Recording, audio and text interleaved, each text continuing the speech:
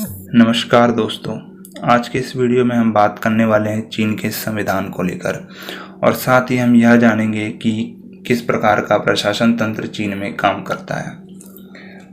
1978 के पहले की चीन की स्थिति और आज के चीन की स्थिति में बहुत बड़ा अंतर है। अफ्रीका के पिछड़े से पिछड़े देशों की से भी ज़्यादा पिछड़ी स्थिति में जो चीन कभी हुआ करता था, वह आज की स्थिति में दुनिया की दूसरी सबसे बड़ी इकोनॉमी बन चुका है।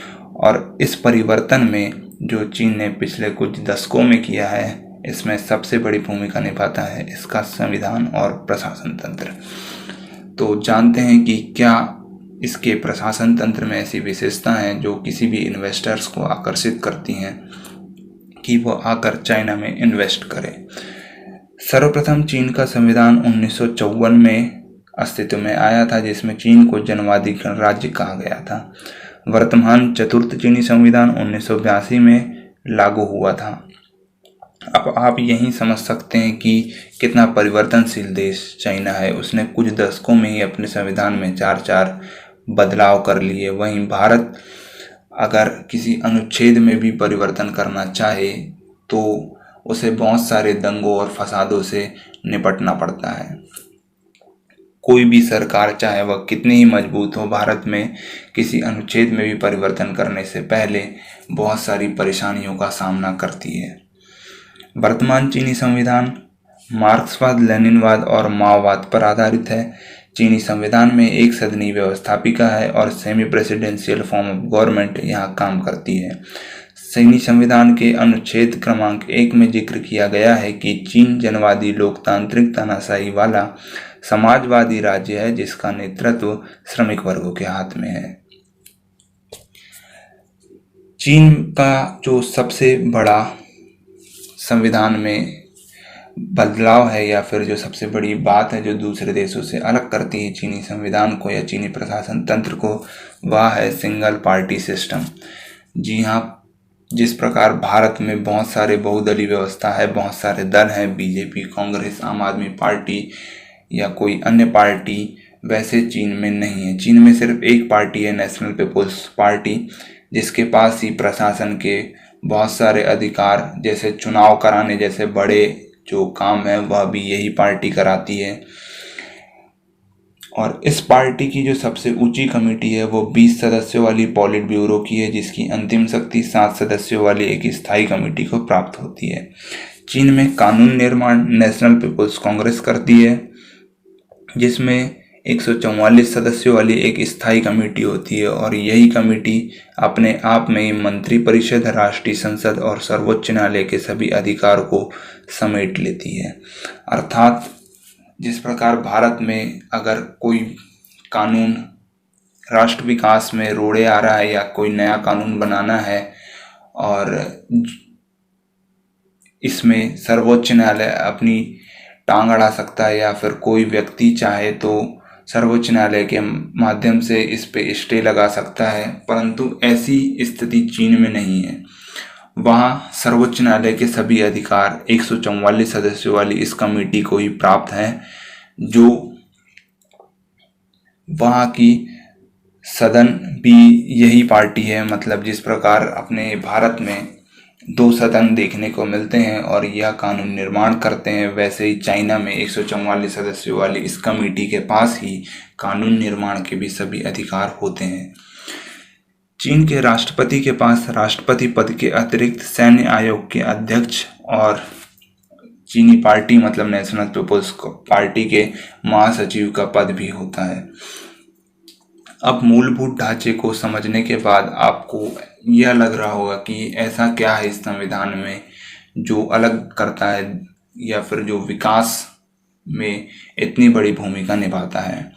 तो चीनी संविधान पश्चिम के किसी भी संविधान की तुलना में रोजगार और व्यापार के विस्तृत अवसर प्रदान करने के लिए प्रतिबद्ध है और यह इस संविधान में ही लिख दिया गया है कि चीनी संविधान रोजगार के बेहतर अवसर उपलब्ध कराने के लिए प्रतिबद्ध है। और यह सिर्फ संविधान में ही देखने नहीं मिलता, जमीनी स्तर पर भी ऐसा ही कुछ देखने मिलता है। जैसा कि हाल ही के कुछ मामलों से आप जानते ही होंगे कि पाकिस्तान में किस प्रकार पाकिस्तान को बलूचिस्तान को अपना स्थायी प्रांत का दर्जा देना पड़ा चीन के दबाव के कारण, क्योंकि उसकी कंपनियों ने इतना ज़्यादा इन्वेस्ट कर दिया था बलूचिस्तान में कि अगर भारत उसे हथिया ले या फिर भारत हमला कर दे तो चीनी कंपनियों का बहुत अधिक नुकसान होता। इस प्रकार सिर्फ कंपनियों के नुकसान के लिए ही चीन ने कितना अधिक दबाव या फिर कितना अधिक कर्जा दिया पाकिस्तान को और किस प्रकार अपनी कंपनियों को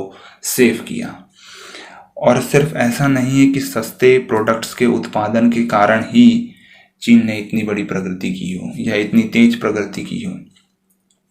60% मोस्ट वैल्यूएबल ब्रांड जो कि दुनिया में हैं, जिनके हम या फिर कपड़ों के मार्केट में बोला जाए या अन्य किसी भी जगह बोला जाए, तो जो 60% मोस्ट वैल्यूएबल चीज़ें जो हैं वह चाइना में मैन्युफैक्चर होती हैं।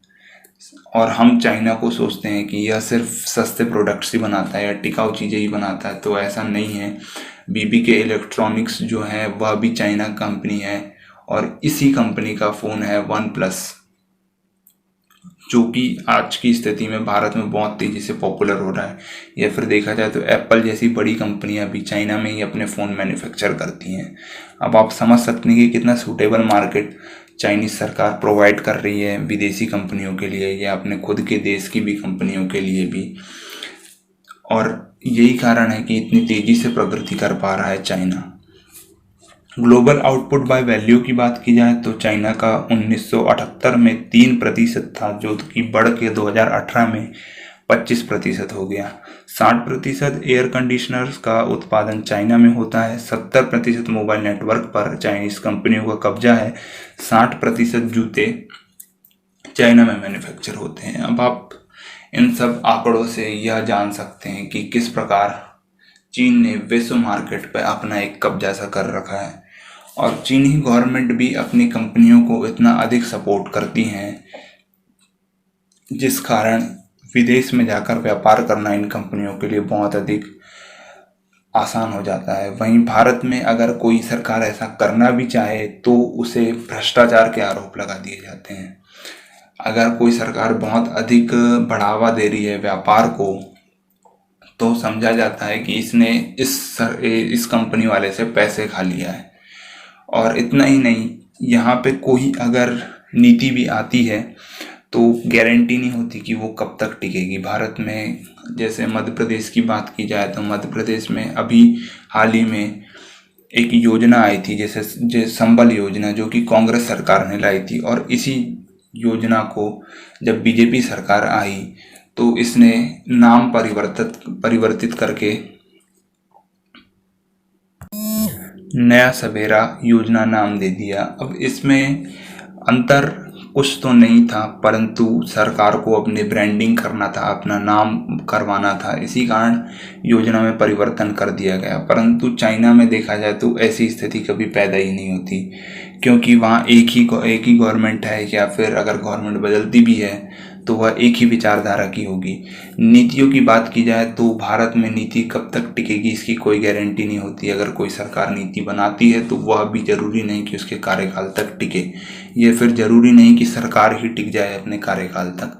परंतु चाइना में ऐसा नहीं है, वहाँ कोई भी नीति आए वह एक लंबे समय तक टिकती है, चाहे सरकार क्यों ना बदल जाए, परंतु उस पार्टी की जो विचारधारा है उसके अनुसार ही नई सरकार बनती है और वह उसी प्रकार की नीतियों का पालन करती हैं, जो कि किसी भी इन्वेस्टर्स को ज़्यादा सूटेबल मार्केट प्रदान करती है दूसरे देश के मुकाबले। चाइना में अगर मुझे ही इन्वेस्ट करना हो तो मैं एक ऐसी जगह इन्वेस्ट करना चाहूँगा जहाँ की सरकार मजबूत हो और वहाँ की सरकार सपोर्ट करती हो बिजनेसमैन को, ताकि वो अपना मार्केट बढ़ा सकें या फिर अच्छे से प्रोडक्शन कर सकें।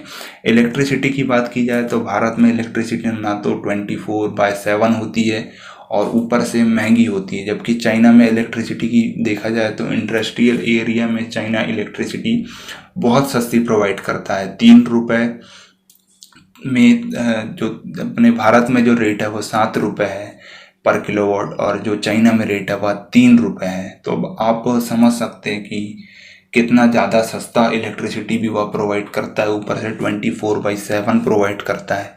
तो कोई भी व्यक्ति चाहेगा कि वो चाइना में जाके इन्वेस्ट करे। तो ये कुछ बातें हैं चीनियों की जो हमें सीखनी चाहिए, जो हमें चरितार्थ करनी चाहिए और भारत में भी अपनानी चाहिए। हमारी गवर्नमेंट को इस प्रकार की नीतियां अपनानी चाहिए ताकि इन्वेस्टर्स आकर्षित हो। सिर्फ made in India, make in India बनाने देने से कोई व्यक्ति नया आने वाला नहीं है। हमें हमारी व्यवस्था को सुधारना पड़ेगा।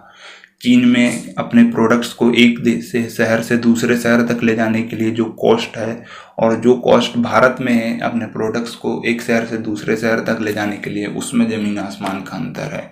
हमें अगर अपने सामान को किसी दूसरे शहर तक ले जाना है तो उसके लिए हमें ज़रूरी मतलब हमारे लिए ऐसा हो जाता है कि हमें अपना ही वाहन करना पड़ेगा या किसी ट्रांसपोर्ट वाले से मतलब प्राइवेट सेक्टर से ही सपोर्ट लेना पड़ेगा। परंतु चाइना में ऐसा स्थिति देखने को नहीं मिलती। गवर्नमेंट भी अपने वाहन प्रोवाइड कराती है।